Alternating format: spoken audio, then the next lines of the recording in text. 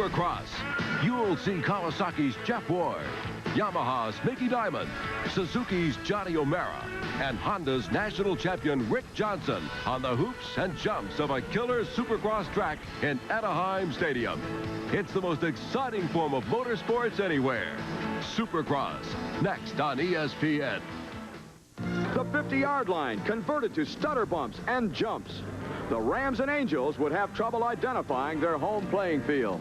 Hello, everyone. I'm Larry Myers. We're here for the Coors Extra Gold Super Challenge Round 1 of the Camel Supercross Series. In upcoming weeks, right here on ESPN, you'll see all the exciting, high-flying Supercross action. With me for this evening's event at trackside, former Supercross champion Mike Bell. Larry, there's always something very special about opening day, no matter what sport you're involved in. When I was racing, the opening event gave me an opportunity to either extend the success I had from the previous season or leave behind the disappointments. The track looks great tonight, the riders are pumped, and I'm really excited about tonight's racing action. We'll be talking with Mike later in the program. But first, let's take a look at qualifying action that took place earlier today. Jeff Ward lined up for the first qualifier with a foot badly swollen from a practice injury. He had no idea how it would affect his riding or if he would be able to ride at all. With the first heat underway, the question was answered. The former Supercross champ was not to be found anywhere on the track. The pain was too much for the Kawasaki 8. Without Ward, the battle was between number 7, Honda's Jeff Stanton, and number 18, Suzuki's Todd DeHoop, and charging hard after a dismal start, number 45, Yamaha's teenage sensation, Damon Bradshaw. Earlier in the year, Bradshaw from Charlotte, North Carolina, had scored an impressive win in a Japanese Supercross. It was no wonder the eyes were on him. This was not, however, Bradshaw's day. In slow motion, you can see Bradshaw try to make mid-air adjustments to avoid a fallen rider. He missed the rider, but paid a price. At first, it appeared Bradshaw had escaped unscathed. But watch closely as he picks up his Yamaha. Despite the obvious pain, Bradshaw remounted and finished the race. He was through, however, for the night. Meanwhile, Stanton from Sherwood, Michigan was out front and cruising. The Team Honda rider easily took the win in qualifier number 1. In the second qualifier, number 111, Jean-Michel Bayle, the world's 125 motocross champion from France, was the early leader over number 4, Ron Lechine. Lechine tried a little bump and run, but the French champion held his ground while the rest of the pack did their best to keep the leaders in sight. Then Lechine gave the Frenchman a lesson in cornering flat track style. For all practical purposes, qualifier number 2 was over. The top 5 riders in each qualifying round transferred directly to the main. For those not in the top 5, there are semifinals and a last chance qualifier. The incentive to do well in a qualifier then is not money or points. It's to make the main and avoid running additional races and strength training laps. Riders usually let it all hang out in qualifying and sometimes too far. Fortunately, Bayle was not injured and lost only 1 position. The French world champion, who was in the States specifically to better his Supercross skills, would finish 3rd and easily qualify for the main. Meanwhile, up front, Kawasaki's Ron Lechine managed to hold his position for a feet off the pegs win. Mickey Diamond, number 23, found himself the leader of qualifier number 3. Behind him, a host of riders, including number 1, defending Supercross champ Rick Johnson. For those familiar with Johnson's riding style, it was apparent the Honda superstar was not riding to his potential. His timing was off by a fraction of a second. For most riders, that difference would lead to disaster. For Johnson, well, it almost made him mortal. Watch the chain reaction coming up, and you'll see what I mean. King of the Hill, Johnson, of course. Let's watch that one again. First, Sean Kalos goes down and is hit by Brian Manley, who, in the process of falling, wipes out Eric Kehoe, who knocks Johnson into Dean Madsen. Not only did Johnson stay upright, he gained 2 positions. With an open track, Johnson from El Cajon, California, started to heat up. The Team Honda superstar caught and passed Ray Somo to move into the number 2 position. That, however, was the extent of Johnson's drop. Up front, Mickey Diamond from Placentia, California, was on cruise control. The Team Yamaha rider easily recorded the win in the 3rd of 3 qualifying heats. Coming up, the last chance qualifier. Stay tuned to ESPN. Round 1 of the Camel Supercross Series. From 3 heat races and 2 semis, 20 riders have already earned positions in the main event. The final transfer spot goes to the winner of the last chance qualifier. It's one last chance to make the main, where series points and dollars are at stake. The action is always intense. In the last chance qualifier, riders let it all hang out. There is no holding back and no room for the timid. Ross Peterson, the Canadian national champion, found that out the hard way. Fortunately, Peterson, although shaken up, was not injured. Let's look at that crash again. Dean Matson came off the jump at an angle. Peterson later said, "I saw him coming, but there was no place to hide." Like I said, the last chance qualifier is no place for the timid. It all boiled down to this last lap dash between Denny Stephenson on the green Kawasaki and Honda-mounted Danny Storbeck. When Stephenson opened a slight lead, Storbeck was forced to gamble. The gamble failed, and there was no second chance. Stephenson from Omaha, Nebraska went on to claim the win on the rough Anaheim track. From a viewer's perspective, it's difficult to imagine just how rough the track is. But how about from this point of view? Our Scott USA onboard cycle cam puts you in the rider's seat and on the track itself. From this vantage point, you begin to get the picture. Coming up are a series of moguls, commonly referred to as whoops. They're smooth now, as is the entire track. But when the race action starts, they'll quickly become rutted, making the track even more difficult to negotiate. The track is, of course, full of jumps. Some are only 3 or 4 foot high, while others, as witnessed during the heat race recaps, launch riders seemingly to the outer edges of space. To the occasional rider, a supercross track would be treacherous and all but impossible to negotiate. To experienced riders, it's second nature. Somehow they are able to maintain concentration while around them other riders are trying to pass, stealing lines, rubbing fenders, and even crashing. How they do it is almost beyond comprehension. Coming up are highlights from the 125cc main event. Put yourself in the rider's boots and try to imagine what it's like. The 125cc Supercross class was created to give younger riders the opportunity of experiencing rough Supercross tracks and huge crowds while competing against others of the same skill level. While they are frequently referred to as the junior class, there is nothing junior about their abilities. When the gate drops, they are just as intent as those riding the 250cc main event. The early leader at Anaheim was number 747, Jeff Emig from Independence, Missouri. Close behind, number 26, Jeff Matasevich from La Habra, California. The pair of Kawasaki riders quickly left the rest of the field behind. Then Matasevich pushed Emig to the edge of the track and into the bail. That was that. Matasevich, who was the 1988 Western 125 Supercross champion, was on his way to an easy win. Behind him, charging through the pack, was Mike LaRocco on the white Yamaha. LaRocco from LaPorte, Indiana, is another rising star, but this was not his day. LaRocco was uninjured and quickly remounted to re-enter the fray. At that point, LaRocco had only been passed by a couple of riders. Plenty of time left to repass them and claim a spot in the winner's circle. Like I said, this was not LaRocco's day. After all that, LaRocco still claimed 7th in the main. Late in the race, and Matasevich, still in the lead, was on cruise control. Jimmy Gaddis on the yellow Suzuki was second, with Honda's Larry Ward close behind and charging. Ward, who suffered a bad start, had worked from mid-pack and had momentum on his side. Gaddis went wide, and Ward went to second. The first 3 positions in the 125 main were set. The win would go to number 26, Team Kawasaki's defending 125 champ, Jeff Matasevich, with Ward finishing second and Jimmy Gaddis third. Stay tuned to ESPN. The 250cc main is next series. The field for the 250 main event is on the line and ready to go. The start is just moments away, and as any rider will tell you, the dropping of the gate is the most crucial part of Supercross. In the last moments prior to the start, most riders want to be left alone. They mentally prepare themselves for what lies ahead. Earlier, we talked to some of them. At the bottom of the gate, there's a pin that releases the gate, and I'm watching that pin. The second the pin moves, I dump the clutch. I'm looking for a move of the pin so I can be aggressive and be right on top of it so I can get to the first turn in the top 5. So I watch diagonally on the other gate beside me, just for a better view. I feel that I can look easier on a diagonal than I can straight down and be a little quicker. With the riders set to go, let's take a quick look at that gate. It's made up of individual sections. If a rider leaves early, and Jean-Michel Bayle almost jumped the gate, he would have been caught and held up while the rest of the field left him behind. The field rockets down the long straightaway.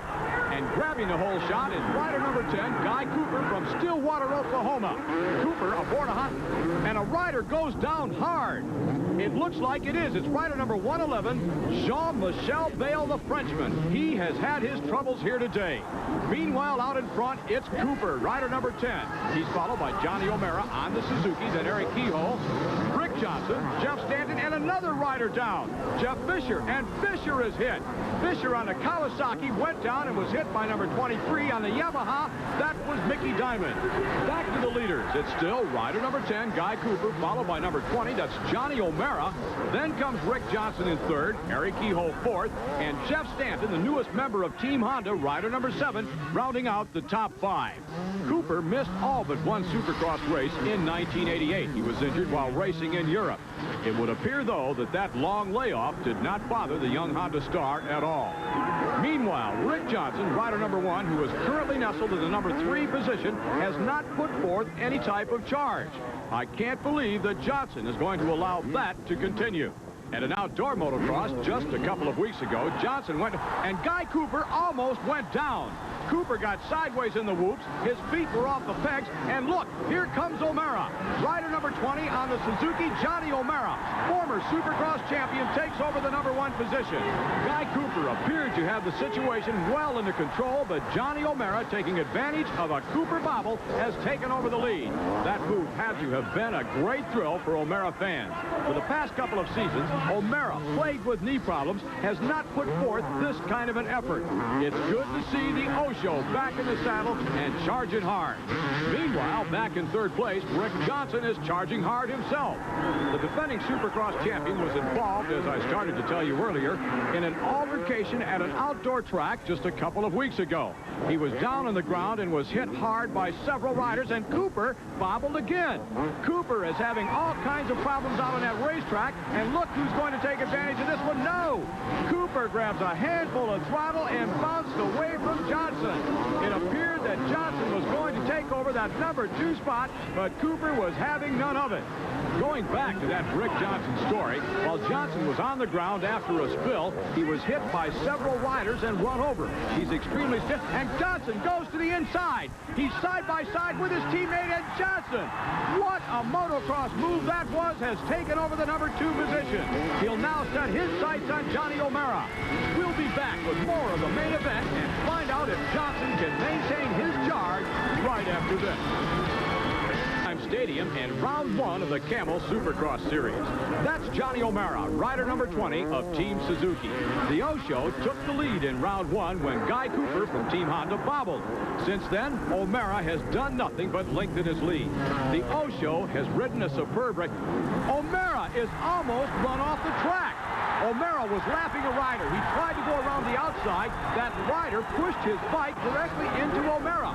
And there's Rick Johnson. Johnson has closed the gap considerably. There's the rider that caused it. That's number 41, Jason Upshaw. Here's O'Mara over the finish line jump, and there's Johnson. Let's go back and replay that incident. Now watch O'Mara try to make the pass on the left-hand side. And Upshaw, out of control, crashes into O'Mara. O'Mara almost off the track. He managed to save it, and now back on the track, he's opened his lead up once again. O'Mara is riding a superb race. O'Mara skidded sideways and has come to a halt on the track. I don't believe this. The Osho, after riding such a beautiful race, is going to be out of it. O'Mara has trouble steering his motorcycle. Now he's aiming for the side of the racetrack and going at a snail's pace. You've got to feel sorry for Johnny O'Mara. O'Mara now throws up his arms in disgust and has come to a complete halt. He rips off his goggles. Johnny O'Mara is heartbroken. Meanwhile, the defending Supercross champion from El Cajon, California, has inherited the number 1 position. Would he have caught O'Mara? We'll never know. What we do know is the early season rumor that the Osho is back is true. You can bet the former Supercross champ will be heard from again before this series is over. There they go, pushing O'Mara's bike off the track and into the pit area. What a disappointment for Team Suzuki and Johnny O'Mara. Meanwhile, Rick Johnson is taking advantage of the clear track ahead. Even with a big lead, the superstar will keep on pushing. If he slows down, it would be like riding a different track. He knows it, and so does his mechanic, Brian Lunas. If Johnson forgets, then Lunas will remind him. How? Let's go down to Mike Bell and find out. Before the event tonight, we had a chance to talk to the mechanics on how they communicate with their riders. Well, you use a plus or a minus for the interval ahead and behind, and most of them are used to communicating in 2 or 3 word groups, you know, and they just use that, and that works really well for them. We write a lot of messages sometimes. Sometimes they're inside jokes between the rider and the mechanic, or you know, let him know he's doing a good job, or let him know he needs to pick up the pace. Whatever we can motivate him to get him to give 100% during that race. One of the real keys to this sport is when you hire a rider is to get a mechanic that will be totally compatible with him and can, you know, communicate with him almost on a non-verbal basis, so they know what the other one's thinking. When I was racing, I used the signboard for an emotional crutch, more for inspiration than information. Back to you, Larry. Thank you, Mike, and back to the track. Rick Johnson is still the leader, but look at this battle shaping up for the number 2 position. It's between a pair of Honda riders. Number 10, Guy Cooper, the early leader, and rider number 7 out of Sherwood, Michigan, Jeff Stanton, the newest member of Team Honda. Stanton has been closing steadily throughout the past 3 or 4 laps. He now is less than 2 bike lengths behind Guy Cooper. He would like to see the same kind of mistake that Cooper made, allowing Johnson to get by. It would appear, though, that Stanton is going to have to apply the pressure if he wants to make the pass.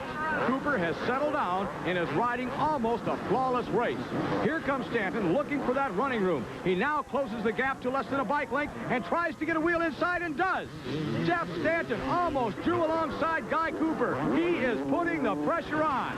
The battle between the Honda teammates has brought them closer to the rear wheel of Johnson. I don't think Johnson, who is slowing down because of traffic ahead, knows they're back there. Here they come, and Stanton with an inside line takes over the number 2 position. Let's see now if Guy Cooper can come back or if he'll let Stanton go. Right now we have Hondas 1, 2, 3. Cooper can come back.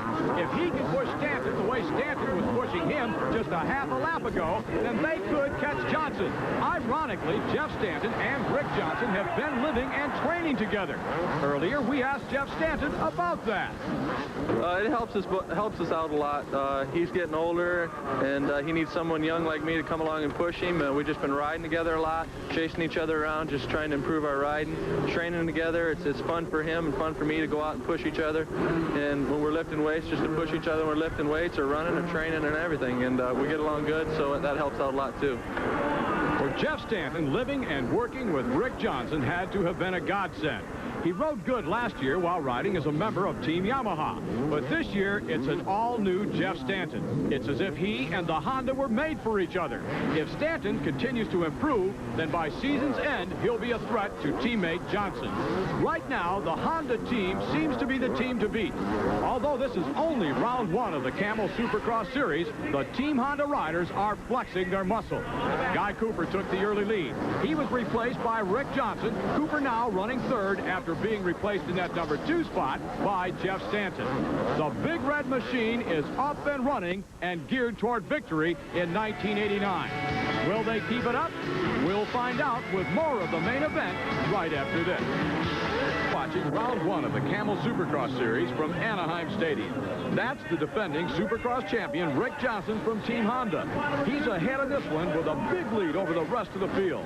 Earlier, Johnson seemed ready to accept 2nd place behind Suzuki's Johnny O'Mara. But then, O'Mara's bike broke. Johnson was handed the number 1 spot without a fuss. Number 7, Jeff Stanton, is currently in 2nd. The Team Honda rider from Sherwood, Michigan, made a brief run at Johnson, but when Johnson sensed Stanton closing, he kicked his pace up a couple of notches, and Stanton was not able to keep up. Jeff Stanton, however, has shown the motocross world he's ready to win. Rick Johnson already knows that, and he also knows if it's not Stanton, it will be someone else. Someone is always looking to knock off the champ. Champions, though, accept that. They accept the pressure. That's the price they pay. They accept that in every race, someone is gunning for their title. Earlier, we talked with Rick Johnson's mechanic about that very fact. Yeah, they're shooting at you, but you don't worry about it. That's just from years of working in the business. It's, I guess you get a experience. It just doesn't bother you anymore, you know. It'll be here. They'll do it every year, and they'll do it at every race. You just go on and do your job just like you always have. And at this race, the first event of the 1989 Camel Supercross Series, both Rick Johnson and Brian Lunas have done their jobs and done them well. Johnson, with just slightly over a lap to go, is way out in front. And there he goes. The white flag is out. One lap for Rick Johnson. As this one is winding down, we'd like to give special thanks to the Mickey Thompson Entertainment Group for making this telecast possible. And just look at that. Rick Johnson with a thumbs-up sign over the triple jump to the crowd. Now you know why they love him. As I started to say, special thanks go out to Scott USA for providing the on-bike camera. In upcoming shows from San Diego and the Supercross season finale at the LA Coliseum will again feature the Scott Bike Cam. In between now and that season finale, there'll be 12 more weeks of Supercross right here on ESPN. For the first time ever, the Supercross series will be followed from the opening round until a champion is crowned. And while we're giving thanks, let's give a call to the American Motorcyclists Association for their help in this telecast and in the series. Rick Johnson is rounding the final corner and headed for the finish line jump. And there it is, the first victory of the 1989 season. Teammate Jeff Stanton will take a hard-earned and hard-fought second place. And we're looking for Guy Cooper to finish third and complete the Honda sweep. On the floor, Mike Bell is with Rick Johnson. Rick, congratulations, man. Made it look great. Yeah, I got a break when Johnny O'Mara's bike broke. He was riding really strong tonight. You know, I hate to win like that, kind of having it given to me, but, you know, racing's racing, so I give this victory to Honda for not breaking. All right, congratulations again. Thank you very much. Feels great to start the year off with a win at Anaheim. The official results of the opening round of the 1989 Camel Supercross Series at Anaheim Stadium saw Rick Johnson take the #1 position. Teammates Jeff Stanton and Guy Cooper finished second and third. All were Honda mounted. Harry Kehoe finished in the #4 position aboard a Suzuki, while Ron Lechien on a Kawasaki finished 5th. In 6th place, it was Brian Manley on a Kawasaki. 7th was Keith Bowen on a Suzuki. Mike Fisher, Kawasaki mounted, was 8th, with Denny Stevenson on a Kawasaki 9th, and Sean Kalos rounding out the top 10 on a Yamaha. It appears 1989 may well be a continuation of 1988. Rick Johnson is doing the winning, and the rest of the riders are going to have to play catch-up in the battle for the points. Behind me, the lights at Anaheim Stadium have dimmed. They're tearing the track down. Round 1 of the Camel Supercross Series is history. For Mike Bell, I'm Larry Myers.